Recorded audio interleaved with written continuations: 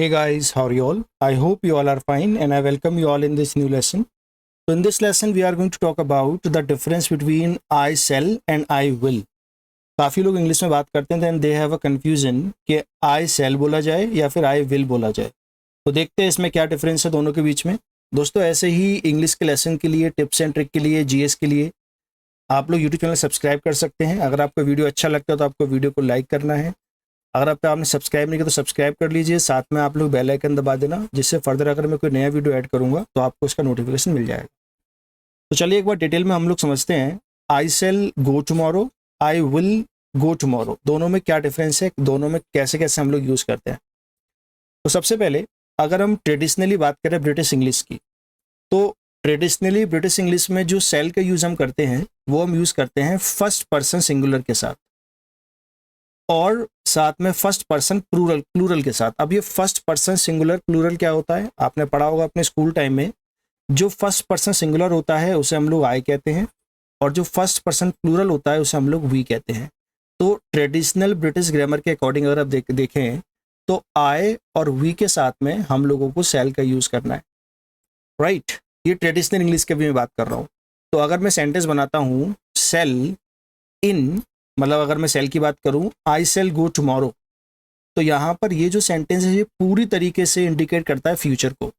Mayor का मतलब होता है ओनली, ये सिर्फ फ्यूचर बताता है, फ्यूचर के अलावा कुछ भी नहीं बताता. अगर मैं आई के साथ या वी के साथ सेल का यूज करता हूँ तो जब भी मैं आई सेल बोलता हूँ then this is free from desire of a person. मतलब इसमें कोई डिजायर नहीं है, इसमें कोई प्रॉमिस नहीं है, ये सिर्फ फ्यूचर है कि ये काम मैं फ्यूचर में करूंगा ही करूंगा. कुछ एग्जाम्पल हम लोग देखते हैं, जैसे कि एक एग्जाम्पल है आई सेल बी 50 टुमारो. तो यहाँ पर ये जो आप सेंटेंस देख रहे हैं आई सेल बी 50 टुमारो, तो यहाँ पर ये बात कर रहा है सीधे सीधे सिर्फ फ्यूचर की. यहाँ पर कोई आपकी इच्छा नहीं है, कोई डिजायर नहीं है, कोई प्रॉमिस नहीं है. एक और example, we shall meet next week. तो यहाँ पर आप देख पाएंगे कि आई और वी के दोनों के साथ सेल का यूज किया गया है और ये आई और वी के साथ जो यूज हो रहा है ये सिर्फ फ्यूचर को बताता है. It is only indicating future. Right, आगे की बात करते हैं. अगर हम विल की बात करें, अगर मैं ये बोलता हूँ आई विल गो टुमारो, तो इसका मतलब this is indicating my intent, ये मेरा इरादा बताता है. I intend to go tomorrow. ध्यान दीजिएगा, ये सिर्फ फ्यूचर नहीं बताता, ये आपका इरादा भी बताता है साथ में, या फिर आपका प्रॉमिस बताता है I promise to go tomorrow. तो ये बेसिक डिफरेंस है आई शैल गो टुमारो और आई विल गो टुमारो के बीच में. सो will used with the first person implies desire or the promise, very very important line, or determination. तो अगर मैं I या V के साथ will का यूज करता हूं तो ये या तो desire बताता है या promise बताता है. राइट, फॉर एग्जाम्पल आप एग्जाम्पल देख सकते हैं इसका. Today I am here, tomorrow I will be in Delhi. Today I am here, tomorrow I will be in Delhi. So it is telling my desire और माई डिटर्मिनेशन. तो I shall we shall state of fact. अगर मैं आई shall बोलता हूँ या we cell बोलता हूँ तो ये फैक्ट को बताता है, जबकि मैं आई विल या वी विल बोलता हूँ तो ये मेरी इंटेंशन को बताता है. ओवरऑल इस लाइन से आप इसको समझ सकते हैं. तो future time is denoted by the shall in first person and intention is denoted by the will. Future के को हम लोग सेल से बताते हैं और इंटेंशन को विल से बताते हैं, no matter who is your doer.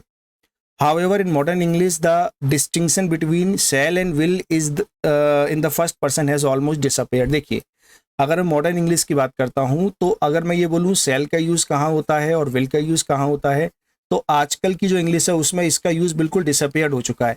Means we can not say that कि ऐसा होता ही होगा. राइट, तो it is almost disappeared. The use of will and shall, दोनों में कोई खास फर्क नहीं रह गया. अब स्पेसिफिकली बात करते हैं. देखिए, आपको पता चल गया है कि विल और सेल में कोई खास फर्क नहीं है. अगर सेल आप यूज भी करते हैं तो वो बेसिकली आपका प्योर फ्यूचर बताता है, लेकिन सेल का एक स्पेसिफिक यूज अब बचा है, वो हम स्पेसिफिक यूज की बात करें. जैसे मैंने यहाँ पर यूज किया है word shall I open the door. तो यहाँ पर आप ध्यान दीजिएगा, यहाँ पर परमिशन लेने के लिए, अगर आपको किसी से परमिशन लेनी है तो वहां पर आप सेल का यूज करेंगे. And this is also a polite permission. पहले हम लोग यहाँ पर इसी जगह मे का यूज करते थे, मे आई ओपन द डोर. तो मे आई ओपन द डोर की जगह आप सेल का यूज कर सकते हैं. आंसर इसका आता है श्योर, वाई नॉट, बिल्कुल कर सकते हैं आप. तो in this way you can use. एक और एग्जांपल देखेंगे, सेल वी गो, क्या हम जाएं. इस बात को यहाँ पे हम परमिशन ले रहे हैं तो यहाँ पे ही सेल का यूज होता है. Please do not get confuse, ये फ्यूचर नहीं है, ये परमिशन के लिए हम लोग सेल का यूज करते हैं. Shall I shut the door, यहाँ भी परमिशन ली जा रही है। Shall I come and spend the weekend with you, तो यहाँ भी परमिशन ली जा रही है। आप आंसर दे सकते हैं यस यू शैल और यू शैल नॉट। तो you are asking for advice और सजेशन, यहाँ पर इन चारों में आपको दिखेगा कि you are asking for advice and suggestion when you will say shall आई गो और वेयर शैल आई गो। तो यहाँ पर आप तेरे से परमिशन ले रहे हैं, एडवाइस ले रहे हैं।